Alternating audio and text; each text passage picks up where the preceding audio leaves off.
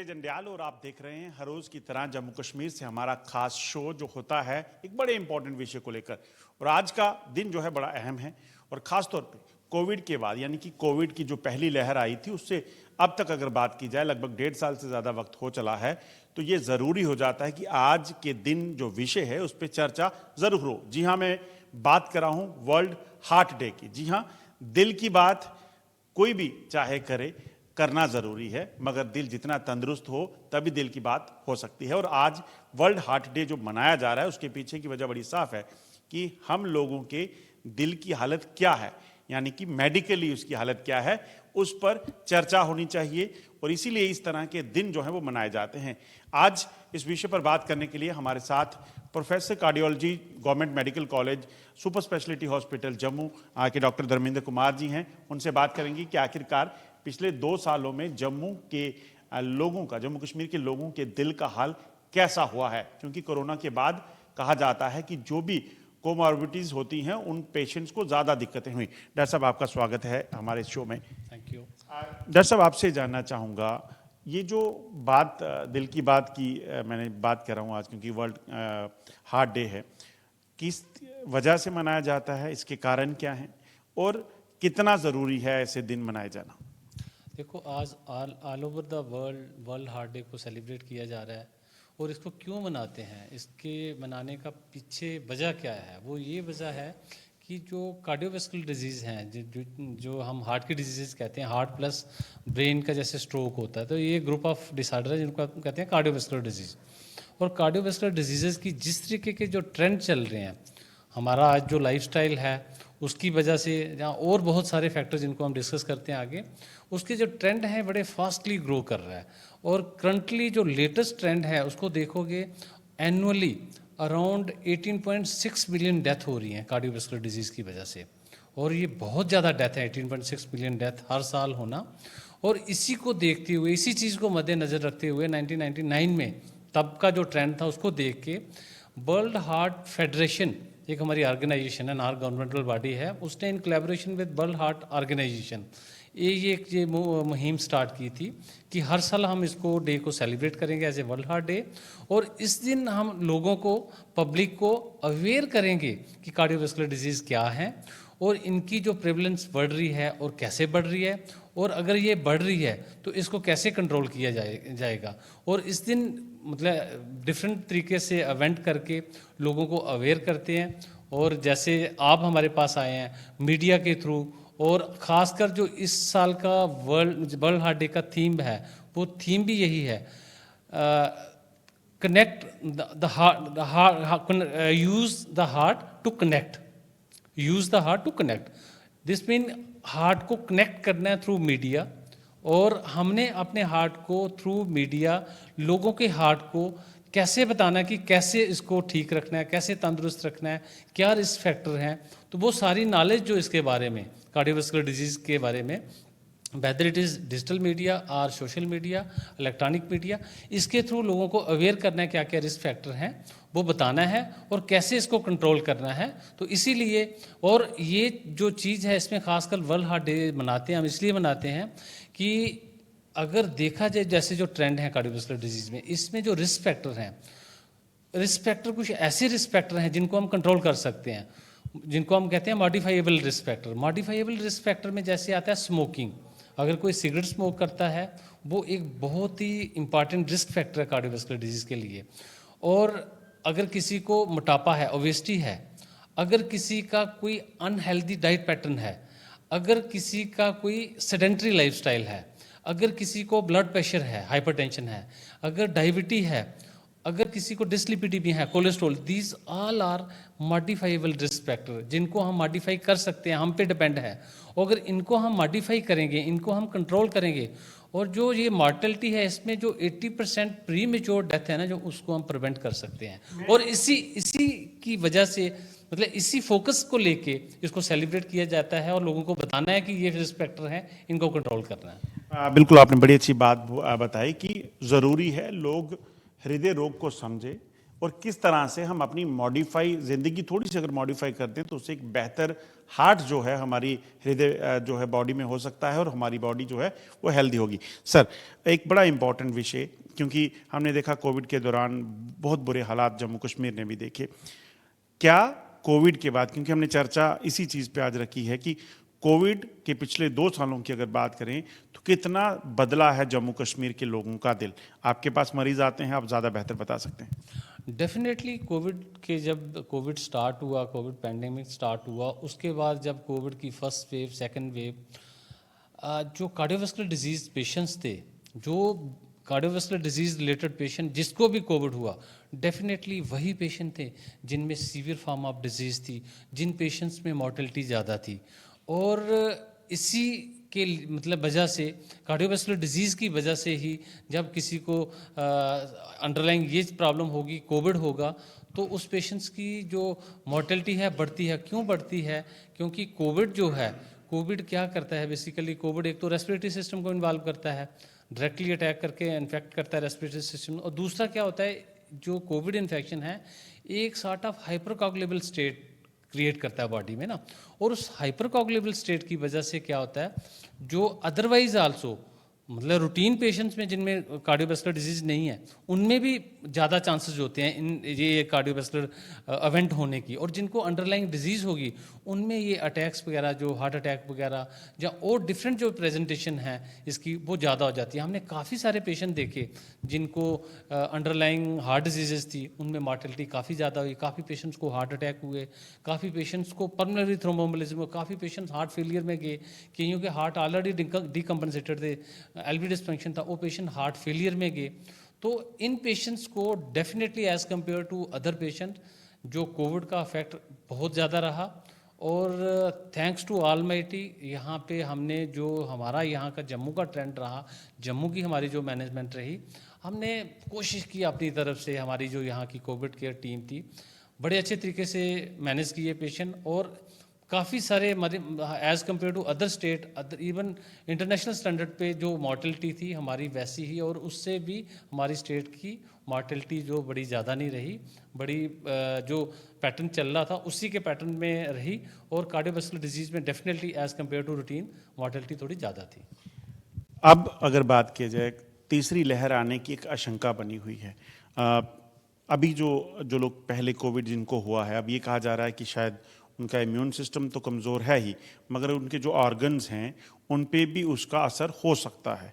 यानी कि अगर तीसरी लहर आती है तो क्या लगता है, जो ट्रेंड है, जो आपके पास पेशेंट्स आ रही हैं कोविड के बाद भी, क्या ऐसा है कि लगातार उनकी संख्या बढ़ रही है, जो हार्ट के मरीज़ हैं? जो ये बड़ा इंपॉर्टेंट क्वेश्चन पूछा आपने। हमने जो देखा है अभी जो ट्रेंड है, पोस्ट कोविड इफेक्ट है, जो पेशेंट्स तो रिकवर हो गए कोविड से, बट हमारे पास इस ट्रेंड, इस दौरान पिछले 1.5 साल में हमने देखा कि हमारे पास हार्ट ब्लॉक के पेशेंट्स, साइनस नोड डिजीज़ के पेशेंट जो हार्ट ब्लॉक की प्रेजेंटेशन से करते हैं, जिन पेशेंट्स को पेसमेकर, क्योंकि हमने देखा कि जो जितने इनफ्लक्स पेशेंट का पहले था उससे ऑलमोस्ट डबल हो गया है। हर रोज़ हमारे पास 3-3, 4-4 पेशेंट ऐसे आ रहे हैं जिनको हमारी ओपीडीज़ के दिन, इवन इमरजेंसी में, और उनको जो हार्ट ब्लॉक वाला वो फैक्टर होता है, जो कंडक्शन सिस्टम डिजीज़ होती है, इसकी इलेक्ट्रिकल कंडक्शन सिस्टम की, जिसको हार्ट मतलब हार्ट का जो होता है, तो उसकी डिजीज़ की जो प्रेवलेंस है पहले से हमें देखने में काफ़ी ज़्यादा मिल रही है। इतने पेशेंट्स हमें नहीं आते थे पहले कि जिनको हम पेसमेकर डालते थे। तो डेफिनेटली पोस्ट कोविड जो है हमने देखा है कि उससे हार्ट ब्लॉक वाले पेशेंट्स हमारे काफ़ी आ रहे हैं, हार्ट फेलियर वाले पेशेंट्स काफ़ी आ रहे हैं।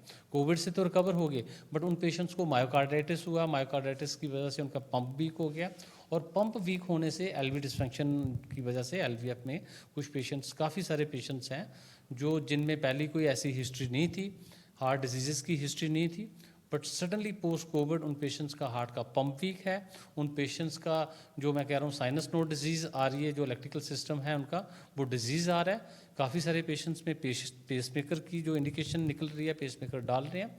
और कुछ ऐसे पेशेंट्स हैं जो बॉर्डर लाइन एरिया में हैं, जिनको हम अभी फॉलोअप पे रखा है, तो वो मेडिसिन पे ही मेंटेन कर रहे हैं।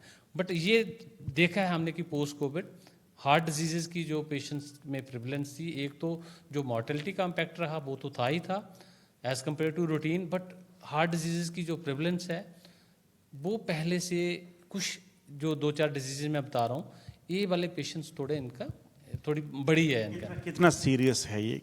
डेफिनेटली इससे सीरियस पेशेंट जिसको साइनस नोड डिजीज होगी। साइनस नोड क्या होता है? हार्ट का अपना पेसमेकर जो होता है ना, उसको हम साइनस कहते हैं, साइनस नोड कहते हैं। तो वो उसका काम इलेक्ट्रिकल सिस्टम होता है, जो वहाँ से इम्पल्स निकलती है और वो पूरे हार्ट में स्प्रेड करती है। इलेक्ट्रिकल सिस्टम वो उसकी जो कंडक्शन वगैरह होती है, हार्ट कंट्रैक्ट करता है, तो उसी पे डिपेंडेंसी होती है सारा, और उसी पे सारा आगे अगर वो ठीक से होगा, हार्ट की पंपिंग ठीक होगी, हार्ट की कंट्रैक्शन ठीक होगी, तो सारा सिस्टम उसी पे चलेगा। बट जब ये सिस्टम डिजीज हो जाएगा, पेशेंट्स को ब्रेडिकार्डिया हो जाएगा, और कुछ पेशेंट्स को अरिथमिया, ब्रेडी नहीं, टैकीकार्डिया के भी आ रहे हैं केसेस, जिनको एलवी डिस्फंक्शन हो रहा है, तो उनकी वजह से उनकी हार्ट की धड़कन कई बार काफ़ी तेज़ हो जाती है, वीटी हो जाता है, वीएफ, इस तरीके के पेशेंट भी आ रहे हैं। बट मैक्सिमम पेशेंट जो आ रहे हैं, मैं कह रहा हूँ हार्ट ब्लॉक वाले पेशेंट, काफ़ी सीरियस कंडीशन है, पेशेंट को नहीं पता चलेगा, घर में होगा, दूर दराज एरिया में कहीं होगा, पहाड़ों में, तो कभी कभी पेशेंट सडनली कोलैप्स कर जाता है। नियर बाई कोई फैसिलिटी होगी, पेशेंट्स को ट्रीटमेंट मिलेगा, शिफ्ट हो जाएगा, हमारे पास पहुंच जाएगा, तो पेसमेकर वगैरह डल जाएगा, तो पेशेंट सर्वाइव कर जाता है, ठीक हो जाता है। बट डेफिनेटली ये चीज़ जो है, ये वाले ट्रेंड जो ये डिजीज़ की, जैसे साइनस नोड के पेशेंट्स बड़े हैं पहले से।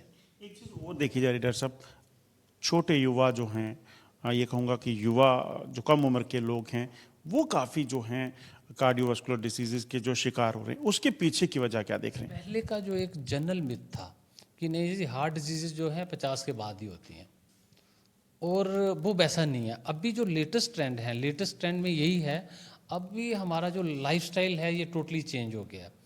पहले पहले जो लाइफस्टाइल था हमारा, एक्टिव लाइफस्टाइल होता था, जो हमारे पहले एल्डर्स रहे हैं उस टाइम पे, और हम भी देखें जब हम बच्चे थे उस टाइम का जो हमारा लाइफस्टाइल था, हम कैसे खेतों में काम करते थे, गांव में कैसे, मतलब आजकल का जो ट्रेंड है, आजकल तो सारा मैकेनाइज्ड है, एक्सरसाइज वाला पार्ट तो है नहीं, पैदल चलने वाला पार्ट तो है नहीं, तो उन चीज़ों की वजह से, और जो अभी नई जनरेशन है, फास्ट फूड, बाहर का जो खाने पीने का है, उसमें जो ट्रांस फैट वगैरह होते हैं, वो तो बहुत ही मतलब काफ़ी मेजर रिस्क फैक्टर है हार्ट डिजीज़ के लिए। और एक दूसरा जो सेडेंट्री लाइफस्टाइल है, और ख़ासकर कोविड के दौरान एक तो बच्चों का जैसे हो गया, स्कूलिंग वगैरह ऑनलाइन होगी और घर में बैठ के, और एक तो मोबाइल का हो गया, दूसरा ये उनका स्ट्रेस फैक्टर बहुत बढ़ गया काफ़ी सारे बच्चों में, और ख़ासकर एडोलेसेंस स्टेज में एंजाइटी प्लस डिप्रेशन के काफ़ी ज़्यादा केसेस आ रहे हैं हमारे पास। इवन हमारी ओपीडीज़ में, हमारी क्लिनिक्स में पेशेंट्स इतने आते हैं, यंग बच्चे आते हैं जो चेस्ट पेन लेके आते हैं, घबराहट लेके आते हैं, उनको पैल्पिटेशन जो होती है, अल्टीमेटली सिम्टम उनको यही लगते हैं कि जैसे हार्ट में हो रहा है, बट वो होते हैं डिप्रेशन और एंजाइटी के सिम्टम्स। तो ये चीज़ें काफ़ी ज़्यादा प्रेवलेंट हो गई हैं, और ये चीज़ें सारी जो हैं, ये चीज़ें भी जो हैं प्रेसिपिटेट करती हैं, रिस्क फैक्टर हैं। और अदरवाइज़ मैं कह रहा हूँ कि जैसे हमारा जो अभी लाइफस्टाइल पिछले 20-30 साल से जो पैटर्न ही सारा चेंज हो गया अर्बनाइजेशन की वजह से, तो खाने पीने के उससे, सेडेंटरी लाइफ से, तो डेफिनेटली, और स्ट्रेस, यंग जनरेशन में स्ट्रेस जो है बहुत ही इंपॉर्टेंट रिस्क फैक्टर है। कितना ज़रूरी है इस चीज़ को अभी टैकल करना, अभी एड्रेस करना, और क्या करना होगा? खासतौर पे यंग जनरेशन की बात करूँगा। यंग जनरेशन को यही है कि डेफिनेटली इस पे फोकस करना चाहिए। अपना एक पेरेंट्स को बिल्कुल अपना इन बच्चों का जो खाने पीने का एक है, it should B a sort of balance diet बच्चों को देनी है, घर का खाना होना चाहिए, बाहर का फास्ट फूड वगैरह बच्चों को कम करना चाहिए। और डाइट में जैसे कि मैं कह रहा हूँ कि diet it should be rich in fruit, rich in vegetable, less in salt, less in fat, trans fat, and less in animal proteins, and it should be जैसे फ्रूट एंड वेजिटेबल अच्छा होना चाहिए।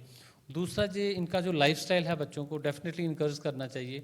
छोटे बच्चे हैं, अभी से ही उनको इस तरीके का इनकरेज करो, इवनिंग वॉक करें, जॉगिंग करें, और अपना जो एक्टिव लाइफस्टाइल है, इंस्टेड ऑफ सेडेंटरी लाइफस्टाइल से उसको कन्वर्ट करना चाहिए एक्टिव लाइफस्टाइल, साइकिलिंग करें, तो उस पर भी थोड़ा फोकस करना पड़ेगा।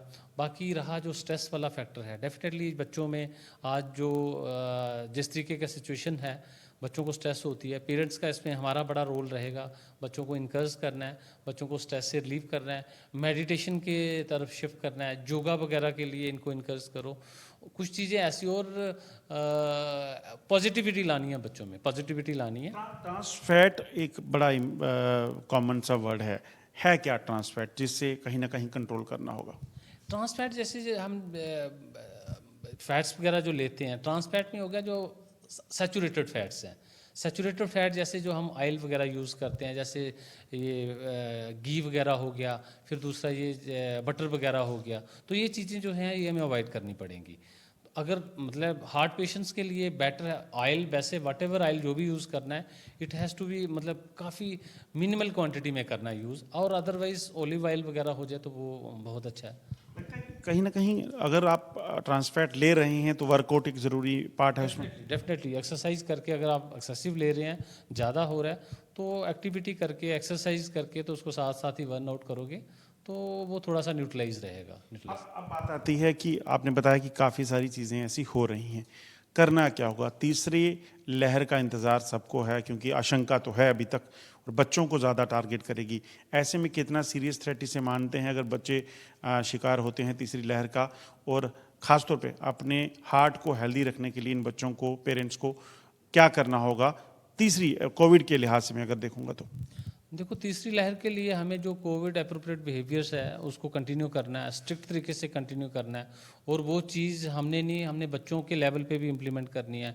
आगे जब अब जैसे स्लोली अब आगे बच्चों का भी स्कूलिंग का भी ऑफलाइन पैटर्न आ रहा है, तो डेफिनेटली जो सोशल डिस्टेंसिंग वाला पार्ट है, फ्रीक्वेंट हैंड वॉशिंग वाला पार्ट है, और मास्क वगैरह जो है, तो ये चीज़ें स्कूल में भी कहीं पे भी गैदरिंग में जाते हो, ये नहीं है कि कोविड चला गया, कोविड अभी गया नहीं है, और इन चीज़ों का इम्पैक्ट रहेगा। अभी वैक्सीनेशन जैसे होगी है तो उसका हमें काफ़ी पॉजिटिव इम्पैक्ट है। डेफिनेटली हमने वो चीज़ भी देखी, जो लोग वैक्सीनेटेड हैं अगर उनमें किसी को डिजीज़ हुई भी है तो इतनी सीवियर डिजीज़ नहीं हुई है जैसे जो अनवैक्सीनेटेड पेशेंट्स में हुई थी। और आगे आने वाले टाइम में आगे मुझे लगता है बच्चों के लिए भी वैक्सीन जब आ जाएगी तो डेफिनेटली कोविड से हमें जल्दी ही छुटकारा मिल जाएगा। बट अभी कुछ कहा नहीं जा सकता। थर्ड वेव के लिए हमें मेंटली हर एक तरीके से तैयार रहना है, और ये जो अप्रोप्रिएट बिहेवियर है कोविड उसको हमने स्ट्रिक्ट तरीके से फॉलो करना है। घर में करना है, बाहर करना है, ड्यूटी पे जाते हो वहाँ करना है, स्कूल में करना है, और ये सारा जब हम स्ट्रिक्टली फॉलो करेंगे तो डेफिनेटली आगे जो थर्ड वेव है उसको बड़े अच्छे तरीके से, जैसे हमने फर्स्ट और सेकंड, और हमारा पहले जो फर्स्ट सेकंड वेव के टाइम पे थोड़ा बहुत लोगों में इतनी अवेयरनेस नहीं थी। फर्स्ट वेव के टाइम इवन हमारा मेडिकल स्टाफ था वो भी डरता था, तो हम लोगों को बड़ी प्रॉब्लम्स आई। लोगों को ये मतलब इतना ज़्यादा वो फोबिया था इस चीज़ का, नहीं जी, इवन डॉक्टरों को भी लो नहीं करते थे। बट वो चीज़ें नहीं है, अब हर किसी को इसके बारे में एक अच्छी अंडरस्टैंडिंग हो गई है, तो मुझे लगता नहीं है कि ऐसे इतनी ज़्यादा प्रॉब्लम आएगी। अगर होगी भी उसको अच्छे तरीके से मैनेज किया जा सकता है, और किया भी है। अभी डॉक्टर साहब, आप जब मार्केट में जाते हैं, आप खुद भी मार्केट जाते होंगे, बाहर देखते हैं, तो वो नज़ारा होता क्या है? लगता है लोग भूल रहे हैं कोविड खत्म है। डेफिनेटली, और यही चीज़ है ना, यही चीज़ है। सेकंड वेव के टाइम पे वैसे ही हुआ था, लोग भूल गए थे इस चीज़ को, और उसी की वजह से जो सेकंड वेव इतने बुरे तरीके से आई, एकदम इतना ज़्यादा वो पेशेंट लोड हो गया, और जो इतने एस्टेब्लिश हॉस्पिटल थे हमारी कंट्री, नॉट हमारी कंट्री में, even all over the world, सारे हॉस्पिटल इतना ज़्यादा लोड हो गया कि अकोमोडेट ना कर पाए पेशेंट्स को। और अभी भी हालांकि इस टाइम पे हर एक लेवल पे इंफ्रास्ट्रक्चर अच्छे तरीके से इस्टेब्लिश किया है, ऑक्सीजन की कोई कमी नहीं, वेंटिलेटर की कोई कमी नहीं है, बेड्स की कोई कमी नहीं है, बट फिर भी जो पब्लिक है, इतनी ज़्यादा हमारी पॉपुलेशन है, और अगर हम ये प्रिकॉशन नहीं लेंगे, एकदम उस तरीके का अगर लोड हो गया पेशेंट्स का, तो डेफिनेटली वो प्रॉब्लम फिर आ सकती है। तो we have to be very cautious, we have to, the way हमने पहले किया है, we have to go with that strict COVID appropriate behaviour. अब आपके प्रोफेशनल जो चीज़ें हैं उससे जुड़ा एक सवाल, सेल्फ मेडिकेशन बहुत लोग कर लेते हैं। चेस्ट पेन हुआ तो पेन किलर ले लिया, या ये कहा कि गैस्ट्रिक प्रॉब्लम हो सकती है, तो ये कितना खतरनाक हो सकता है, क्या करना? It can be disastrous. Self medication, एक तो मेडिसिन का जब पता नहीं है आप लोगे, उसके साइड इफेक्ट हैं बहुत ज़्यादा। बट जब आपको चेस्ट पेन हो रहा है और आप उसको लाइटली लेंगे, और पेन किलर खा के या कोई गैस वाली दवाई खा के बोलोगे मुझे गैस हो रही है, और it can be life threatening, patient की सडनली डेथ हो सकती है। अगर किसी को हार्ट अटैक होगा, किसी कोई अरिथमियास हो रहा होगा, उसको चेस्ट पेन लगेगी, उसको लगेगा गैस हो रही है मुझे, तो पेशेंट की सडन डेथ हो सकती है। So it's a very life threatening. कभी भी सेल्फ मेडिकेशन पे नहीं जाना चाहिए।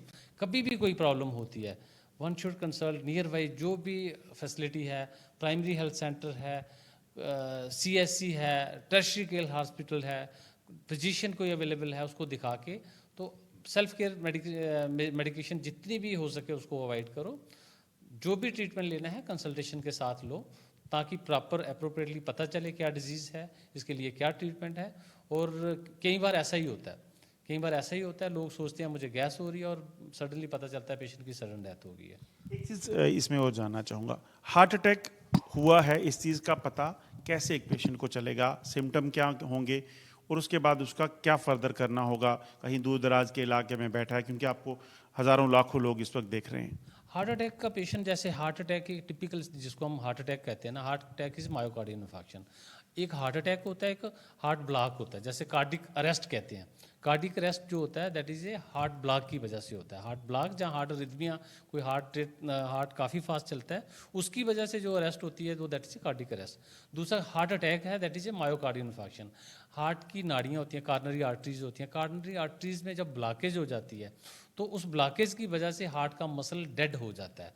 तो उस मसल की डेथ, हार्ट कार्डिक मसल की डेथ को हम कहते हैं मायोकार्डियल इन्फार्क्शन, उसी को कहते हैं हम हार्ट अटैक। और जो हार्ट अटैक होता है, जब भी कार्नरी आर्टरी में डिजीज़ होगी, अगर तो माइल्ड डिजीज़ होगी तो पेशेंट्स को सिम्टम नहीं होंगे। जब उसको ज़्यादा डिजीज़ होगी, 50% से ज़्यादा होगी तो उसको हम सिग्निफिकेंट लेते हैं। जब 70% से ज़्यादा होगी, 70 से ऊपर होगी, तो पेशेंट्स को सिम्टम भी स्टार्ट हो जाएंगे। सिम्टम क्या होते हैं? इनिशियल सिम्टम जो होते हैं, जो एंजाइना कहते हैं, इस्केमिक हार्ट डिजीज के जो सिम्टम, एंजाइना क्या होता है? पेशेंट को चलने से छाती में प्रेशर लगता है, भारीपन लगता है, डिस्कम्फर्ट लगता है, ऐसे बर्निंग जैसी लगती है, प्रेशर लगता है चलने से। और पेशेंट जैसे ही रुकेगा, उसको मजबूरन रुकना पड़ता है, और रुकता है तो वो उसका डिस्कम्फर्ट, जो चेस्ट में प्रेशर, जो टाइटनेस लग रही होती है, वो उसकी रिलीव हो जाती है। अगर ऐसा टिपिकल सिम्टम है पेशेंट को, किसी को घर में है, चल रहा है, सीढ़ियाँ चल रहा है, तेज़ चल रहा है, तो उसको ये चीज़ें लग रही है, तो उसको बड़ा सीरियसली लेना चाहिए कि मुझे ये हार्ट की डिजीज़ है, नाड़ियों की डिजीज़ है, ये सिम्टम मुझे टिपिकल लग रहे हैं उसके। तो उसको फौरी तौर पे नियर बाई डॉक्टर को दिखा के अपना ट्रीटमेंट लेना चाहिए। अगर इन चीज़ों को हम लाइटली लेते हैं, ये तो हो गया माइल्ड, जब 70% डिजीज़ है, 80% डिजीज़ है, तो ऐसे सिम्टम हो गए। और सडनली क्या होता है कि ये नाड़ी जो अंदर प्लाक है, ब्लॉकेज है, जिसको हम प्लाक कहते हैं, वो सडनली कई बार एक ऐसी स्टेज आती है, अंदर इन्फ्लेमेशन ऐसी होती है जिससे वो प्लाक रप्चर कर जाता है। जब वो रप्चर करता है प्लाक अंदर आर्टरी के अंदर, तो नाड़ी को, कई बार आर्टरी को पूरा ब्लॉक कर देता है। जब पूरा ब्लॉक कर देता है उसको कहते हैं हम हार्ट अटैक, जैसे एसटी एलिवेशन MI। अगर पूरी ब्लॉकेज नहीं है तो उसको कहते हैं हम नॉन एसटी एलिवेशन MI। सो ये दोनों जो चीज़ें हैं, अनस्टेबल एंजाइना, ये हार्ट अटैक है, मायोकार्डियल इन्फार्क्शन। और जब नाड़ी किसी की बंद हो जाएगी, उसको हम इन टाइम अगर खोलेंगे नहीं नाड़ी को, तो वो मसल उसका जो हार्ट का है डेड हो जाएगा। और जब एक बार वो मसल डेड हो गया, तो अगर कुछ टाइम के अंदर अंदर उसको हम रिवेस्कुलराइज नहीं करते, कुछ उसके लिए ट्रीटमेंट, अगर किसी को ये चीज़ें लग रही हैं, जैसे मैं बताएगा, उसमें क्या होता है कि सीवियर चेस्ट पेन होती है। जब पूरी नाड़ी ब्लॉकेज हो जाती है, सीवियर चेस्ट पेन होती है, इस एरिया में रेट्रोस्टेनल चेस्ट पेन कहते हैं, जो पेन रेडिएट करती है नेक को, बाजू को, यहाँ शोल्डर को करती है, लेफ्ट आर्म को करती है, और बंदे में बड़ी फटीग आ जाती है, लगता है कि मेरे में हिम्मत नहीं है, प्रोफ्यूज स्वेटिंग होती है, उल्टी वाला मन करता है। और ये चीज़ें जब लगे, यहाँ पेन हुई, स्वेटिंग होगी, फटीग लग गई और पेन वैसे रेडिएट, तो उसको ये समझ लेना चाहिए कि मुझे हार्ट अटैक के सिम्टम है। उसको इमीडिएटली क्या करना है, उसको रेस्ट करना है, बॉडी को रेस्ट दे देनी है, एक्सर्ट नहीं करना। उस टाइम पे अगर वो एक्टिविटी कंटिन्यू करेगा तो उस हार्ट अटैक की प्रोग्रेशन होगी, डैमेज ज़्यादा होगी। तो इमीडिएटली उसको रेस्ट करना है। नियर बाई कोई भी फैसिलिटी है वहाँ बुला के उनको कॉल करके, तो वो जो ट्रीटमेंट इमीडिएटली एस्पिरिन वगैरह दे देनी चाहिए। एस्पिरिन तो बड़ी कॉमन, डिस्प्रिन जो टेबलेट होती है वो लेनी चाहिए अगर घर में पड़ी है। बाकी नियर बाई सेंटर में जाके ECG करवा के आगे इसका जो एस्पिरिन क्लोप्रिडोल जो ट्रीटमेंट हम देते हैं, वो डॉक्टर्स वो उसको इमीडिएटली लेना चाहिए। और इसमें एक बड़ा इंपॉर्टेंट फैक्टर है, जब हार्ट अटैक होता है, कहीं पे भी आप नियर बाई हॉस्पिटल में जल्दी चले जाओगे, एक इंजेक्शन आता है कि जिसको हम थ्रोम्बोलिटिक एजेंट कहते हैं, स्ट्रेप्टोकाइनेस, डिफरेंट एजेंट आते हैं, वो अगर विद इन टाइम मिल जाए, अगर 1-2 घंटे मिल जाए बहुत अच्छा, नहीं तो अगर 12 घंटे तक हम कहते हैं कि मिल जाए तो उसका बेनिफिट होता है। अगर 12 घंटे के बाद भी पेशेंट को पेन है तो हम 24 घंटे तक भी दे सकते हैं। तो वो अगर कहीं दूर दराज एरिया में है, अगर कहीं नियर बाई सिटी में है और ऐसी जगह पे है जहाँ वो near by tertiary care hospital है, यहाँ पे कैथ लैब फैसिलिटी है, तो पेशेंट इमीडिएटली आ जाए, उसको इमीडिएटली एडमिट करके ECG करके तो हम देखते हैं कि अगर जैसे हमारे पास आ जाएगा तो हम इमीडिएटली उसको प्राइमरी पीसीआई कहते हैं, इमीडिएटली विद इन टाइम लेके एंजियोग्राफी करते हैं, देखते हैं अगर ब्लॉकेज है तो उस ब्लॉकेज को हम खोल के एंजियोग्राफी करके अंदर बैलून के साथ डायलेट करके स्टंट डालते हैं, उसको कहते हैं प्राइमरी पीसीआई, और इसका बहुत ज़्यादा बेनिफिट होता है विद इन 24 आवर्स। एक आखिरी सवाल आपसे सिर्फ जाते जो है संदेश लोगों को क्या कहना चाहेंगे आज इस वर्ल्ड हार्ट डे के मौके पे? मेरा संदेश लोगों को यही होगा कि हम सब ने मिलके अपने हार्ट का और हमारे जो जितने करीबी नियर एंड डियर्स हैं उन सब के हार्ट का हमने ख्याल रखना है। और वो हम कैसे ख्याल रख सकते हैं? हमने सबसे पहले एक अपना जो लाइफस्टाइल है उसको अच्छा तरीके से रखना, अच्छा लाइफस्टाइल, हेल्दी लाइफस्टाइल रखना है। उसमें यही चीज़ें, मैं इन्हीं चीज़ों पे फोकस करूँगा कि अगर कोई सिगरेट स्मोक करता है तो प्लीज़ वो आज से ही सिगरेट स्मोकिंग बंद कर दे। अगर कोई किसी का अनहेल्थी लाइफस्टाइल है, सेडेंटरी लाइफस्टाइल है, तो उसको अपना लाइफस्टाइल एक्टिव लाइफस्टाइल में कन्वर्ट करना है, एक्सरसाइज करनी है। और अगर कोई किसी को ब्लड प्रेशर है, उसको अपना ब्लड प्रेशर कंट्रोल करना है, दवाई खानी है, चेकअप करवाना है। शुगर है, शुगर को कंट्रोल में रखना है दवाई खा के। कोलेस्ट्रॉल है, कोलेस्ट्रॉल को कंट्रोल करना है। अगर कोई स्ट्रेस लेता है, स्ट्रेस को कंट्रोल करना है। और ये कुछ रिस्क फैक्टर हैं, जैसे मोटापा है जिसको मोटापे को कंट्रोल में करना है। ये रिस्क फैक्टर हैं जिनको हम कहते हैं मॉडिफाइएबल रिस्क फैक्टर। इन चीज़ों को अगर हम कंट्रोल करेंगे तो हमारा और हमारे सब लोगों का हार्ट बहुत अच्छा रहेगा, हम सब ठीक रहेंगे। बहुत बहुत शुक्रिया। ये थे doctor Dharmendra Kumar, professor cardiology, government medical college Jammu और सुपर स्पेशलिटी में, जिन्होंने हमें बताया कि किस तरीके से अपने और अपनों के दिल को अगर हम हेल्दी रखेंगे तो तभी हमारी बॉडी भी हेल्दी रहेगी और हम जो हैं एक बेहतर जिंदगी जी सकेंगे। आज के शो में बस इतना ही। कल आपके सामने फिर हाजिर होंगे एक नए विषय के साथ। तब तक के लिए नमस्कार।